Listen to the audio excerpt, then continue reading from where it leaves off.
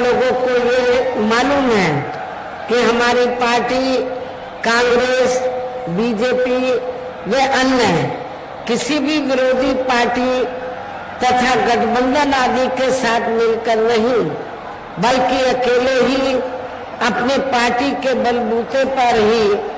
पूरी तैयारी व दमदारी के साथ ये चुनाव लड़ रही है। इसके साथ ही हमने टिकट बंटवारे के मामले में भी सर्व समाज के लोगों को उचित भागीदारी दी है,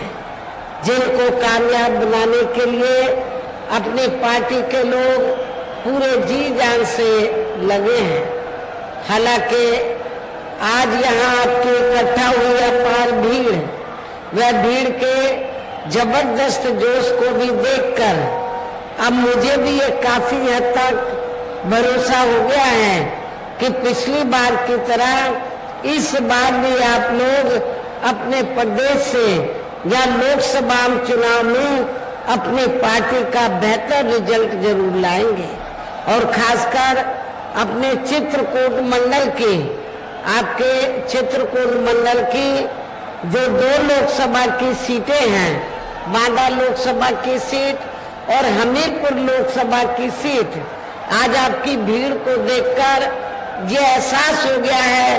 कि ये दोनों की दोनों लोकसभा की सीटें आप बीएसपी की झोली में इस बार जरूर आ रही हैं, बीएसपी के खाते में जरूर आ रही है और बीएसपी इन दोनों सीटों को रिकॉर्ड तोड़ वोटों के अंतर से जीतने वाली है। इसके लिए अब मैं आप लोगों का ध्यान कुछ जरूरी बातों की तरफ दिलाना चाहती हूँ और इस संबंध में विशेषकर मैं कांग्रेस, बीजेपी व इनके अन्य सभी सहयोगी दलों के बारे में ये कहना चाहूंगी कि आजादी के बाद शुरू में केंद्र व देश के काफी राज्यों में भी ज्यादातर सत्ता जहां कांग्रेस पार्टी के हाथों में ही केंद्रित रही है, किंतु इनके अधिकांश मामलों में रही गलत नीतियों एवं गलत कार्य प्रणाली आदि की वजह से ही फिर इस पार्टी को केंद्र में काफी राज्यों की भी सत्ता से बाहर होना पड़ा है तथा यही स्थिति इनकी सहयोगी पार्टियों की भी बनी रही है, जिसके कारण ही फिर पिछले कुछ वर्षों से भारतीय जनता पार्टी व इनके सहयोगी दल केंद्र एवं काफी राज्यों की भी सत्ता में काबिज हो गए हैं। लेकिन इनकी भी, बीजेपी की भी, यानी कि भारतीय जनता पार्टी की भी ज्यादातर रही जातिवादी, पूंजीवादी, संकीर्ण, सांप्रदायिक व द्वेषपूर्ण नीतियों एवं कार्य प्रणाली आदि से तथा इनकी कथनी व करने में भी काफी अंतर होने की वजह से अब ऐसा लगता है इस बार ये पार्टी भी, यानी कि भारतीय जनता पार्टी भी केंद्र की सत्ता में आसानी से वापस आने वाली नहीं है, बशर्ते यदि ये चुनाव इस बार फ्री एंड फेयर होता है तथा आम जनता के मुताबिक वोटिंग मशीनों में भी कोई गड़बड़ी आदि नहीं की जाती है। और वैसे भी इस बार चुनाव में इनकी कोई भी पुरानी एवं नई चल रही नाटकबाजी, जुमलेबाजी व गारंटी आदि काम में आने वाली नहीं है, क्योंकि अब देश की जनता काफी हद तक इस बात को समझ चुकी है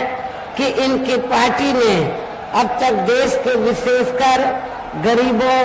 कमजोर तबकों, मध्यम वर्गीय एवं अन्य मेहनतकश लोगों को जो इन्हें अच्छे दिन दिखाने के असंख्य प्रलोभन भरे वायदे किए हैं तथा अनेकों हवाई व कागजी गारंटी आदि भी दी है, तो उनका जमीनी हकीकत में अभी तक इन्होंने लगभग 1/4 हिस्सा भी कार्य पूरा नहीं किया है, बल्कि इसके स्थान पर इनका ज्यादातर समय व ताकत भी यहाँ इनके अपने चहेते रहे बड़े बड़े पूंजीपतियों एवं धन्ना सेठों को ही ज्यादा से ज्यादा मालामाल व धनवान आदि बनाने में तथा उन्हें हर स्तर पर छूट देने व बचाने में ही लगी रही है, जिनके अधिकांश आर्थिक सहयोग से ही ये पार्टी व अन्य पार्टियां भी अपना संगठन चलाती हैं तथा चुनाव आदि भी लड़ाती हैं, जिसका काफी कुछ खुलासा बॉन्ड की आई रिपोर्ट से भी हो जाता है। इस संबंध में वैसे आप लोगों को ये मालूम है कि अभी कुछ दिन पहले माननीय सुप्रीम कोर्ट के ने बॉन्ड के संबंध में जो रिपोर्ट का खुलासा किया है, तो उस रिपोर्ट के जरिए हमें ये मालूम हुआ है, मीडिया में जो खबर छपी है ये मालूम हुआ है, माननीय सुप्रीम कोर्ट ने जो कुछ कहा है, तो मीडिया के जरिए हमें ये मालूम हुआ है कि देश में कांग्रेस, बीजेपी व अन्य सभी विरोधी पार्टियां, बीएसपी को छोड़कर अन्य सभी विरोधी पार्टियों ने तो देश के बड़े बड़े पूंजीपतियों व धन्ना सेठों से करोड़ों, अरबों, खरबों रुपया अपनी पार्टी के संगठन को चलाने के लिए व चुनाव आदि लड़ाने के लिए बॉन्ड के जरिए लिया है। यह अखबारों में खबर छपी है और माननीय सुप्रीम कोर्ट ने भी इस बात का खुलासा किया है। आपको अपनी पार्टी पर फक्र होना चाहिए, गर्व होना चाहिए कि पूरे देश में अकेले बहुजन समाज पार्टी एक ऐसी पार्टी है जिसने किसी भी पूंजीपति और धन्ना सेठ से एक भी रुपया नहीं लिया। ये रिपोर्ट में भी छपा है और माननीय सुप्रीम कोर्ट ने भी माना है। तो इससे स्पष्ट है कि हमारी पार्टी दूसरी पार्टियों की तरह अपने संगठन को चलाने के लिए या चुनाव आदि लड़ाने के लिए तो हम बॉन्ड आदि के जरिए देश के बड़े बड़े पूंजीपतियों व धन्ना सेठों से पैसा नहीं लेते हैं। हमारी पार्टी अपने संगठन को चलाने के लिए तो हर साल बीएसपी मेंबरशिप के जरिए और मेरे जन्मदिन के मौके पर थोड़ा थोड़ा धन इकट्ठा करके हम लोग पार्टी का एक साल का खर्चा निकालते हैं और चुनाव आदि लड़ाने पर भी हम थोड़ा खर्चा करते हैं। चुनाव में भी हम अपनी पार्टी के लोगों से अपील करते हैं वो थोड़ी थोड़ी मदद करें ताकि हमें दूसरों के ऊपर निर्भर ना रहना पड़े। तो इस प्रकार से हम लोग अपनी पार्टी के संगठन को चलाते हैं और चुनाव आदि लड़ाते हैं। इसके साथ ही अब ऐसा लगता है कि कांग्रेस पार्टी की तरह ही बीजेपी ने भी केंद्र की तमाम सरकारी जांच एजेंसियों का ज्यादातर राजनीतिकरण कर दिया है। इसके अलावा देश के किसान वर्ग में वर्तमान बीजेपी की सरकार में शुरू से ही अपनी विभिन्न समस्याओं को लेकर काफी ज्यादा दुखी व परेशान रहे हैं और अभी भी हैं। जबकि यूपी में 4 बार हमारी पार्टी की रही सरकार ने इनके हितों का भी हर स्तर पर विशेष ध्यान रखा है। आप लोगों को ये मालूम है कि जब यूपी में 4 बार मेरे नेतृत्व में सरकार बनी तो हमने पूरे प्रदेश में किसानों को हमने समय से जो खेती करने के लिए जो साधन है समय से उपलब्ध कराए, सस्ते उपलब्ध कराए और उनकी फसल का भी हमने उचित दाम दिया है। और खासकर आपका बुंदेलखंड क्षेत्र जो ज्यादातर जिस क्षेत्र में ज्यादातर पानी की किल्लत रहती है, कमी रहती है, तो यहाँ किसानों के सामने बहुत बड़ी दिक्कत रहती है खेती करने के लिए। आम जनता के लिए भी रोजमर्रा के लिए जो उनको पानी की जरूरत है उसकी भी काफी किल्लत रहती है। तो उसका विशेष ध्यान रखकर तो हमने बुंदेलखंड का प्राथमिकता के आधार पर पूरा ध्यान रखा है। इतना ही नहीं बल्कि केंद्र में पूर्व की रही कांग्रेसी सरकार की तरह ही वर्तमान भाजपा सरकार में भी इनकी जातिवादी, हीन, सांप्रदायिक एवं पूंजीवादी सोच व नीतियों के चलते ही पूरे देश में सब समाज में से खासकर गरीबों, दलितों, आदिवासियों, पिछड़े वर्गों, मुस्लिम एवं अन्य धार्मिक अल्पसंख्यक समाज के लोगों का भी पूर्ण रूप से विकास व उत्थान आदि नहीं हो सका है। और इस संदर्भ में वैसे आप लोगों को ये मालूम है कि पूरे देश में यहाँ दलितों, आदिवासियों एवं अन्य पिछड़े वर्गों का सरकारी नौकरियों में वर्षों से अधूरा पड़ा आरक्षण का कोटा भी अभी तक पूरा नहीं भरा गया है। विशेषकर एससी व एसटी वर्गों के सरकारी कर्मचारियों का पदोन्नति में आरक्षण भी अब काफी हद तक प्रभावहीन ही बना दिया गया है। और इस संबंध में मैं आपको ये याद दिलाना चाहती हूँ कि जब समाजवादी पार्टी की सरकार थी और श्री अखिलेश यादव यूपी के मुख्यमंत्री थे, तो श्री अखिलेश यादव ने एससी एसटी वर्गों के सरकारी कर्मचारियों का पदोन्नति में जो आरक्षण पहले से मिल रहा था, इसको बिल्कुल खत्म कर दिया। ये देना ही इन्होंने खत्म कर दिया। इससे स्पष्ट हो जाता है कि समाजवादी पार्टी दलितों के कितने खिलाफ है, आदिवासियों के कितने खिलाफ है और अति पिछड़ों के कितने खिलाफ है। समाजवादी पार्टी आपके आरक्षण के पक्षधर नहीं है। तो इस बात का भी आप लोगों को विशेष ध्यान रखना होगा। और इतना ही नहीं, जिन संतों, गुरुओं और महापुरुषों के नाम से हमने पार्क बनाए, संस्थानों के नाम रखे, जिलों के नाम रखे, वो अधिकांश समाजवादी पार्टी के सरकार ने अपनी हुकूमत में बदल दिए थे। तो क्या आप लोग ऐसी समाजवादी पार्टी को वोट देंगे? मैं समझती हूँ कि चुनाव में एक भी वोट आपको ऐसी पार्टी को नहीं देना चाहिए। साथ ही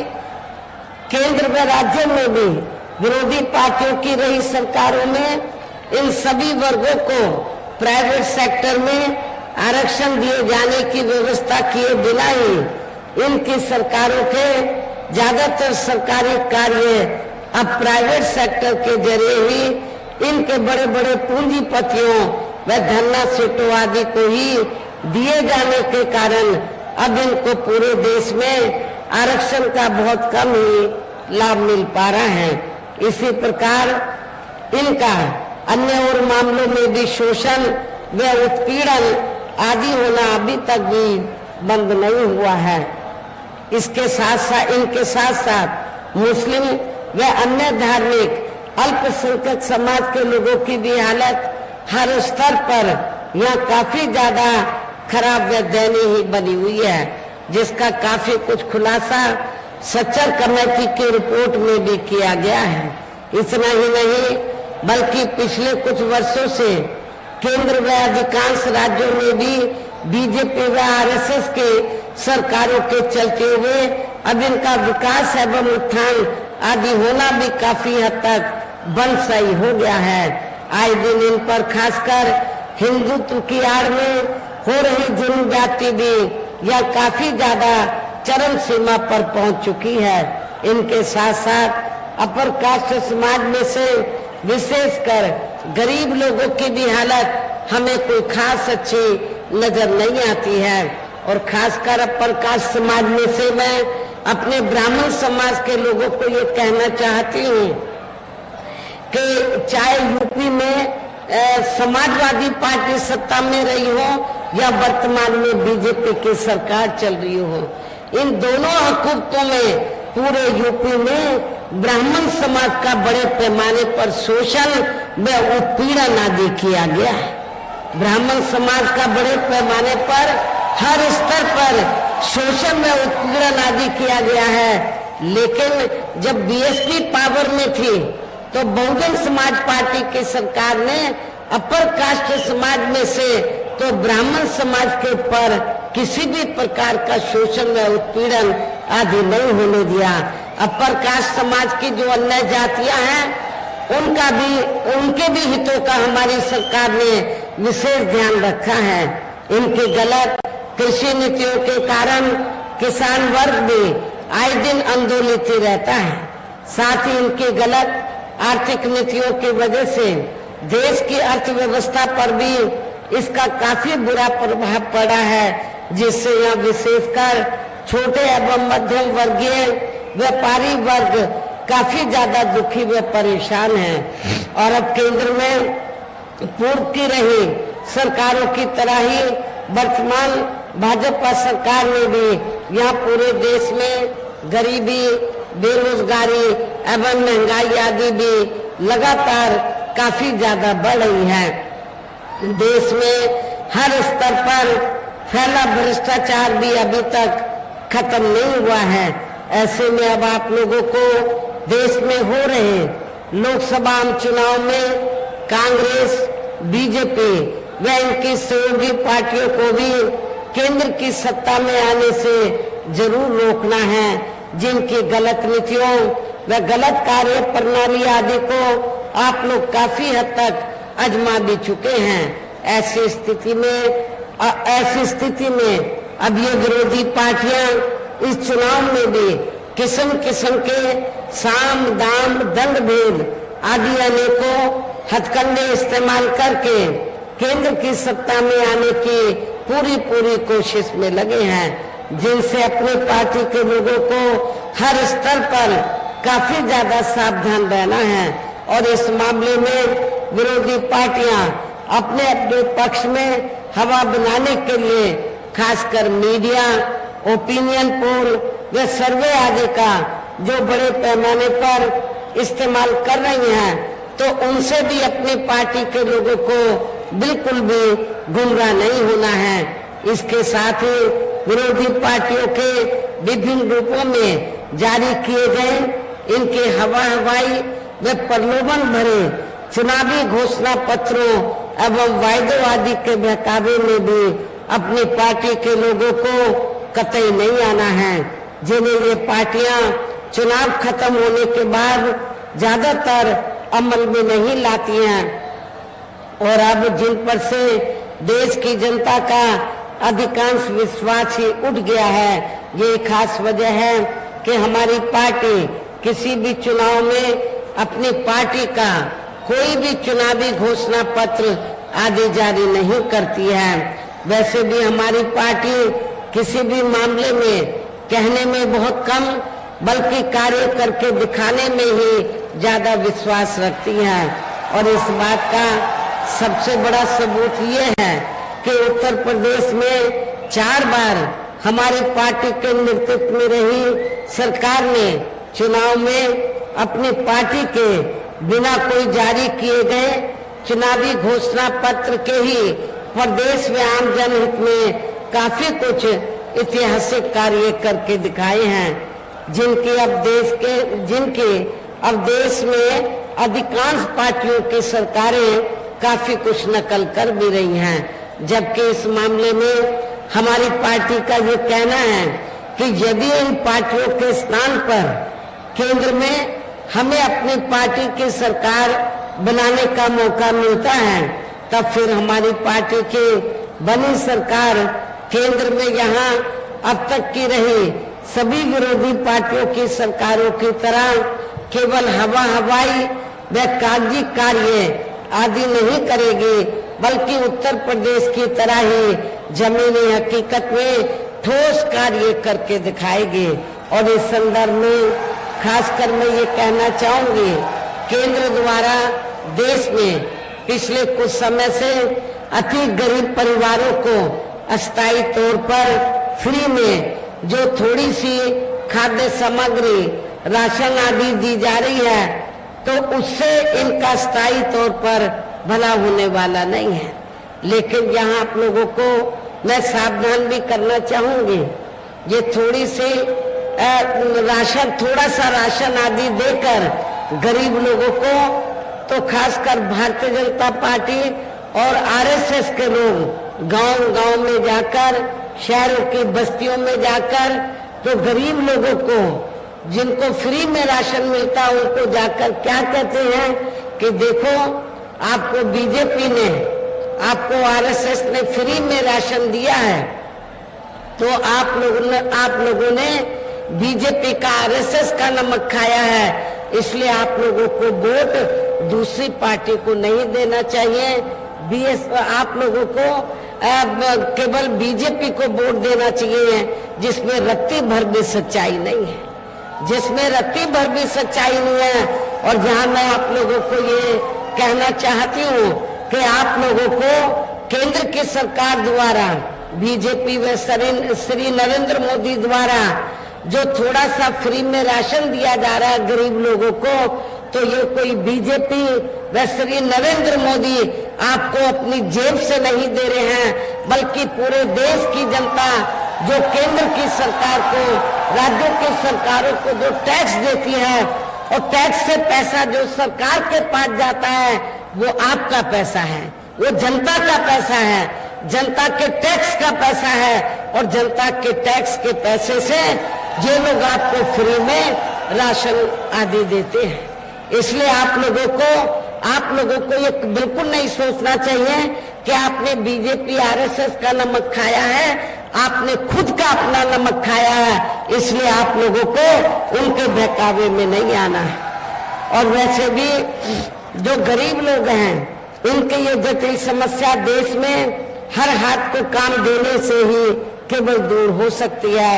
जिसकी तरफ हमारी पार्टी की बनी सरकार विशेष ध्यान देगी। साथ ही देश में पिछले कुछ वर्षों से आए दिन बढ़ रही गरीबी, बेरोजगारी व महंगाई आदि से भी जनता बहुत ज्यादा दुखी व परेशान है, जिसे भी आर्थिक नीतियों में तब्दीली करके जरूर दूर किया जाएगा। धर्म की भी आड़ में पिछले कुछ वर्षों से खासकर मुस्लिम समाज के लोगों का देश की भावना से जो इनका काफी ज्यादा शोषण व उत्पीड़न आदि किया जा रहा है, तो उसे भी जरूर रोका जाएगा। और ये सब हमने अपने यूपी की रही सरकार में काफी कुछ करके भी दिखाया है। मेरी हुकूमत में मुस्लिम भाइयों को मालूम है कि मेरी चारों हुकूमतों में हमने कोई भी हिंदू मुस्लिम दंगा फिसाद नहीं होने दिया है। इसके अलावा हमने यूपी में सर्व समाज में से गरीब एवं बेरोजगार लोगों को बेरोजगारी भत्ता आदि न देकर उन्हें बड़ी तादाद में रोटी रोजी के साधन भी उपलब्ध कराए हैं, जो अब ये कार्य भी अधिकांश ठंडे पड़े हैं, जिनको फिर केंद्र में बीएसपी की सरकार बनने पर प्राथमिकता दी जाएगी। कहने का तात्पर्य ये है, देश में इस समय हो रहे लोकसभा चुनाव में विरोधी पार्टियों के जारी किए गए उनके हवाई व प्रलोभन भरे चुनावी घोषणा पत्रों आदि के बहकावे में अब यहाँ खासकर देश के अति गरीबों, मजदूरों, बेरोजगारों एवं अन्य मेहनतकश लोगों को बिल्कुल भी नहीं आना है। और अब इन्हें ऐसे सभी विरोधी पार्टियों को हर हालत में केंद्र की सत्ता में आने से जरूर रोकना है, जिनकी कथनी व करने में काफी अंतर रहा है तथा जिन्हें ये लोग बरसों से आजमा भी चुके हैं। ऐसे में अब मेरा यही कहना है कि आप लोगों को अपने खुद के व अपने प्रदेश, क्षेत्र एवं देश के भी हित में अपने वोटों को या कांग्रेस, बीजेपी व अन्य विरोधी पार्टियों को न देकर केवल अपनी एकमात्र हितैषी पार्टी बहुजन समाज पार्टी को ही देना है, जो ये पार्टी उत्तर प्रदेश की तरह ही केंद्र में भी अपनी पार्टी की सरकार बनने पर फिर पूरे देश में या अपनी पार्टी की सर्वजन हिताय व सर्वजन सुखाय की नीतियों पर आधारित ये सरकार चलाएगी। इसके साथ साथ केंद्र से जुड़ी आपके क्षेत्र की जो भी यहाँ स्थानीय समस्याएं होंगी तो उन्हें भी फिर दूर करने का हर संभव पूरा प्रयास किया जाएगा। और इस संबंध में मैं खासकर बुंदेलखंड के लोगों को ये बताना चाहती हूँ कि जब केंद्र में बीएसपी की सरकार बन जाती है तो हमारी पार्टी की सरकार फिर बुंदेलखंड को अलग से स्टेट बनाएगी, अलग से प्रदेश बनाएगी, ताकि आपके इस बुंदेलखंड क्षेत्र का संपूर्ण विकास हो सके। साथ ही यहाँ गरीबों, मजदूरों, बेरोजगारों, कर्मचारियों, किसानों, छोटे व्यापारियों एवं अन्य मेहनतकश लोगों के हितों का भी विशेष ध्यान रखा जाएगा। सब समाज में से खासकर गरीबों, आदिवासियों, पिछड़े वर्गों, मुस्लिम व अन्य धार्मिक अल्पसंख्यक समाज के लोगों के विकास व उत्थान के साथ साथ हर स्तर पर इनकी सुरक्षा आदि के लिए भी सख्त कदम उठाए जाएंगे। और तभी फिर यहाँ वास्तव में अपने देश के महान संतों, गुरुओं व महापुरुषों में भी विशेषकर महात्मा ज्योतिराव फूले, श्री छत्रपति शाहू जी महाराज, श्री नारायण गुरु, बाबा साहब डॉक्टर भीमराव अंबेडकर एवं मान्यवर श्री कांशीराम जी आदि का अधूरा राज सपना जरूर साकार हो सकता है, जिनको यूपी में हमारी पार्टी की रही सरकार द्वारा हर स्तर पर पूरा आदर सम्मान दिया गया है। इन्हीं खास बातों के साथ ही अब मेरा देश में आपके स्टेट के भी हित में, आपके क्षेत्र के भी हित में यही कहना है कि हमारी पार्टी ने यहाँ जिनको भी लोकसभा के लिए चुनाव के मैदान में उतारा है, आपके चित्रकूट मंडल में 2 लोकसभा की सीटें हैं। इन 2 लोकसभा की सीटों पर जिनको भी चुनाव के मैदान में उतारा है, जो आपके सामने मंच पर भी मौजूद हैं, तो उन्हें आपको जरूर कामयाब बनाना है, जिसके लिए यहाँ पार्टी के सभी स्तर के छोटे बड़े पदाधिकारी एवं कार्यकर्तागण पूरे जी जान से लगे हैं। और अब अंत में मेरा यही कहना है कि आप लोगों को वोट पड़ने वाले दिन यहाँ बीएसपी के अपने सभी लोकसभा उम्मीदवारों को अर्थात बांदा लोकसभा की सीट से हमने श्री मयंक द्विवेदी को चुनाव के मैदान में उतारा है। हमीरपुर लोकसभा की सीट से हमने श्री निर्दोष कुमार दीक्षित को चुनाव के मैदान में उतारा है। आपके चित्रकूट मंडल में मुझे इस बात की जानकारी है कि यहाँ पर अपर कास्ट समाज में से ब्राह्मण समाज की आबादी काफी ज्यादा है, इसलिए हमने इन दोनों सीटों पर ब्राह्मण समाज को चुनाव लड़ने का मौका दिया है। इतना ही नहीं, हमीरपुर से लगी हुई जालौन सुरक्षित लोकसभा की सीट है, तो वहां से हमने श्री सुरेश चंद्र गौतम को एरवार को हमने चुनाव के मैदान में उतारा है। और जो आगे चलकर झांसी लोकसभा की सीट है, तो हमने झांसी लोकसभा की सीट से श्री रवि प्रकाश कुशवाहा को बैकवर्ड क्लास को हमने चुनाव के मैदान में उतारा है। तो मेरी आप लोगों को यही कहना है, पार्टी के लोगों से यही कहना है कि अब आप लोगों को अपनी पार्टी के खास तौर से आज ये चित्रकूट मंडल की चुनावी जनसभा है, 2 लोकसभा की ये चुनावी जनसभा है, तो और आप लोग अपने कैंडिडेट के समर्थन में यहाँ बड़ी तादाद में पहुंचे हैं। मेरी अब आप लोगों से यही दरखास्त है कि आप लोगों को अपनी पार्टी का जो चुनाव चिन्ह हाथी है, हाथी चुनाव चिन्ह के सामने वाले बटन को दबाकर अपने इन दोनों प्रत्याशियों को जरूर कामयाब बनाना है। इनको भारी वोटों के अंतर से जरूर जिताना है। लेकिन आज आपकी दूर तक जो मुझे भीड़ नजर आ रही है, तो इससे तो ऐसा लग रहा है कि आप ये दोनों सीटें रिकॉर्ड तोड़ वोटों के अंतर से जरूर जीतने वाले हैं। आप लोग इनको पूरे जी जान से जिताने में लगे हैं। तो अब मैं आप लोगों का और ज्यादा समय न लेते हुए अपनी बात यही समाप्त कर